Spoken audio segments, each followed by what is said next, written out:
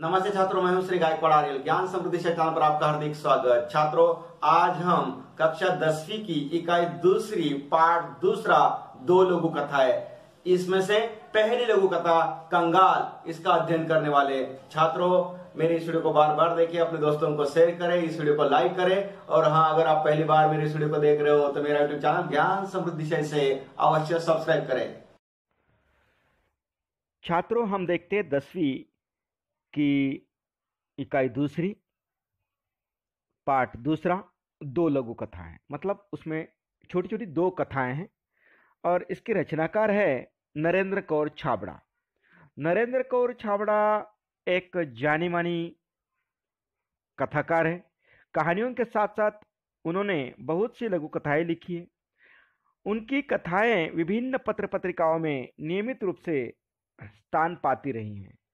उनकी प्रमुख कृतियां हैं मेरी चुनिंदा लघु कथाएं।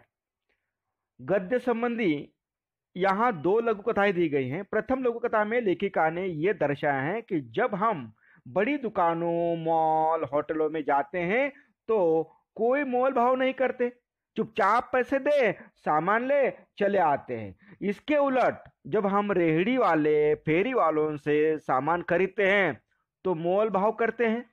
हमें सोच से बचना चाहिए। और दूसरी लघु कथा में लेखिका ने रिश्वतखोरी, भ्रष्टाचार पर करारा व्यंग किया है।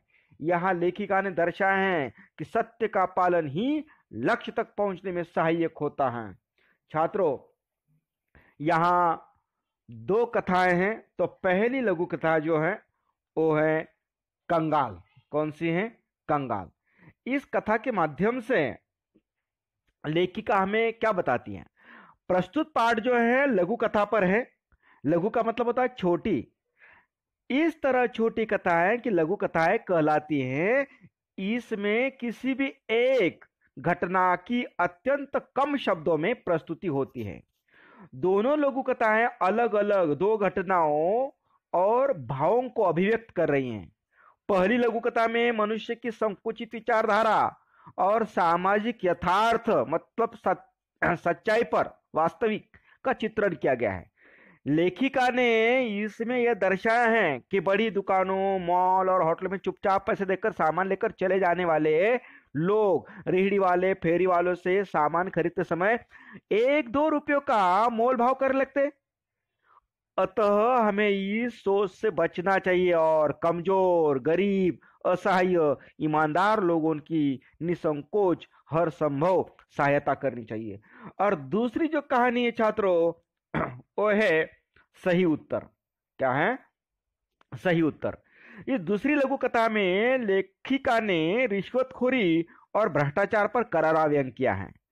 लेखिका ने यहाँ यह दर्शाया है कि भ्रष्टाचार और रिश्वतखोरी के कारण एक व्यक्ति योग्यता होने के बावजूद बेरोजगार भटकता है, किंतु वो अपना ईमान नहीं बेचता। वो सत्य के मार्ग पर निरंतर चलता रहता है और अंततः उसे नौकरी मिल जाती है। सत्य परेशान हो सकता है परंतु पराजित कभी नहीं। अतः परिस्थितियां चाहे जैसी भी हो, हमें सदैव सत्य और सुनीति के मार्ग पर चलते हुए निरंतर परिश्रम करते रहना चाहिए। यह हमें लेखिका यहाँ पर उपदेश करती हैं। देखते छात्रों, कहानी पहली, यह है कंगाल। कौन सी कहानी है पहली? कंगाल। कंगाल का मतलब होता है गरीब, निर्धन। कंगाल का मतलब होता है गरीब, निर्धन। इस वर्ष बड़ी भीषण गर्मी पड़ रही थी। लेखिका कहती हैं कि इस वर्ष बड़ी भीषण गर्मी पड़ रही थी। दिन तो अंगारे से तपे रहती थी। रातों में भी लू और उमस से चैन नहीं मिलता था। सोचा इस लीजे और घुटन भरे मौसम से राहत पाने के लिए कुछ दिन पहाड़ों पर बिताए। यहां इस परिच्छेद में शब्द आया है, कौन सा? कंगाल। कंगाल का मतलब है गरीब, निर्धन। दूसरा शब्द आया है दूसरी पंक्ति में, लू। कौन सा है? लू। लू का मतलब होता है तपी हुई वायु। वायु का मतलब हवा, तपी हुई हवा। भीषण, पहली पंक्ति भीषण, भीषण का भयानक। दूसरी पंक्ति में शब्द आया है उमस। उमस का मतलब होता है हवा न चलने से मालूम होने वाली गर्मी। रात में जो गर्म हवा छूटती है वो, या उससे आदमी पसीना पसीना सा हो जाता है, ऐसी। तीसरी पंक्ति में शब्द आया है लिज लीजे।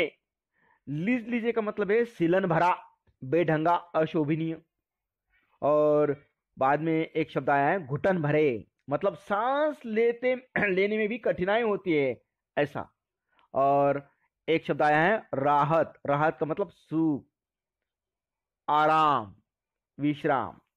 छात्रों, इन पंक्तियों के माध्यम से हमें ये रचनाकार ने समझाया है, बताया है कि गर्मी का मौसम था, दिन में अंगारे तपे ही रहते थे, तो रातों में भी लू मतलब गर्म हवा जो है, तपी हुई हवा है, उसकी अभी तक हमें आभास होता है। उमस, बहुत पसीना सा होने लगा है। और ऐसे में लेखक के मन में आता है कि ऐसे सिलन भरे, लीजिए सिलन भरे, घुटन भरे, जहां सांस लेने में मुश्किल हो रही है, बहुत बेचैन सा हो रहा है, ऐसे मौसम में जरा पहाड़ी इलाके में जाकर आए, जहां ठंड मौसम होगा, इस जगह पर जाकर आए तो अच्छा होगा। इसलिए वो कुछ अगले हफ्तों में ही पहाड़ी इलाके में, पर्वतीय स्थल पर जाने की तैयारियां करते हैं। तो देखते हैं लेखक की पहाड़ पर की हुई सफर। अगले सप्ताह ही पर्वतीय स्थल की यात्रा पर निकल पड़े। 2-3 दिनों में ही मन में सुकून सा महसूस होने लगा था। वहां ठंड मौसम था, इसलिए लेखक को वहां चैन मिला, सुकून मिला, मतलब शांति मिली।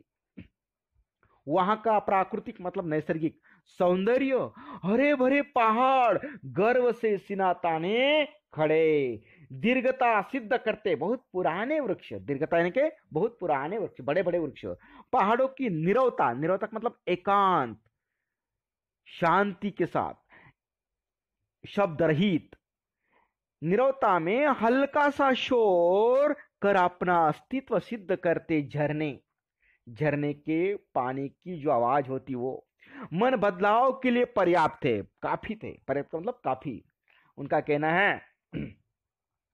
वहां बिल्कुल शांति शांति, ठंड माहौल, प्राकृतिक सौंदर्य, हरे भरे पहाड़ और ऊंचे ऊंचे पहाड़, पहाड़ों पर बहुत पुराने बड़े बड़े पेड़ वृक्ष और शांतता, मतलब सब तरफ एकांत ही एकांत, खामोशी ही खामोशी, बिल्कुल प्रसन्न लग रहा था। और वहां हल्का सा शोर था, किसका?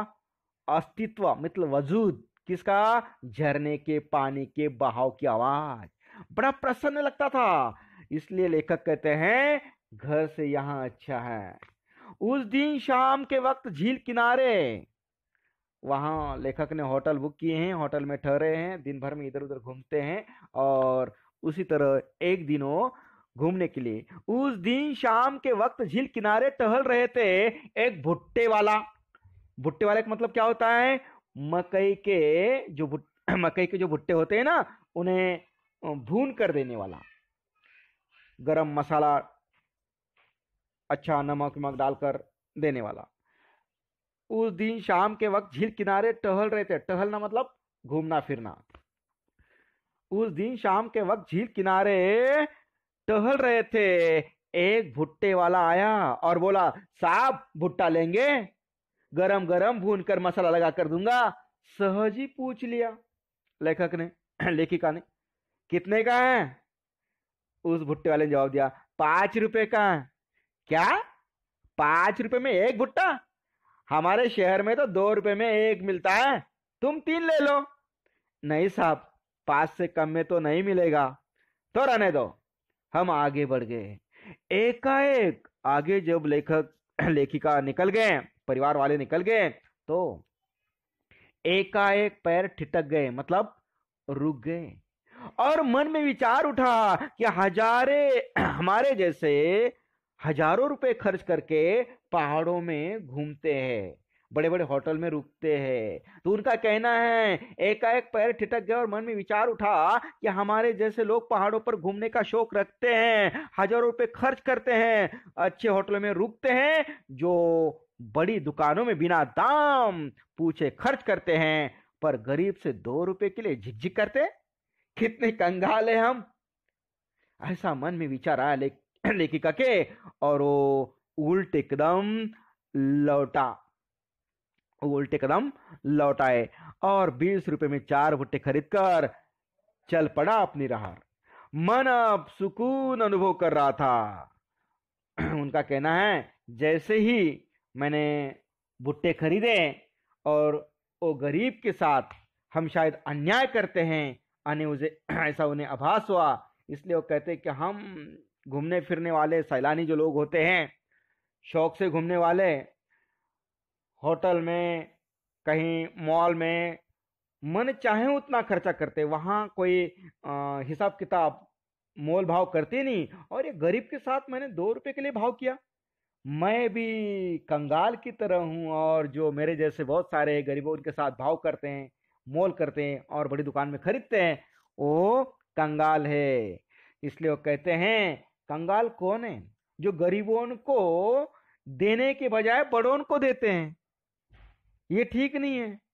हम बड़े होकर भी अगर गरीबों की सहायता नहीं करते हैं तो हमारे इतना कंगाल कोई नहीं। इसलिए हमारा दायित्व इतना ही है कि हम हो सके तब तक कमजोर, गरीब, असहाय, ईमानदार लोगों को की निसंकोच हर संभव सहायता करनी चाहिए हमने।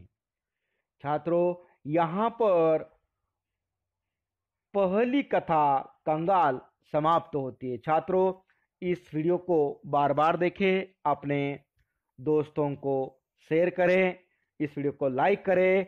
और हाँ, अगर आप पहली बार मेरा इस वीडियो देख रहे हो तो मेरा यूट्यूब चैनल है ज्ञान समृद्धि शाह, इसे अवश्य सब्सक्राइब करें। धन्यवाद।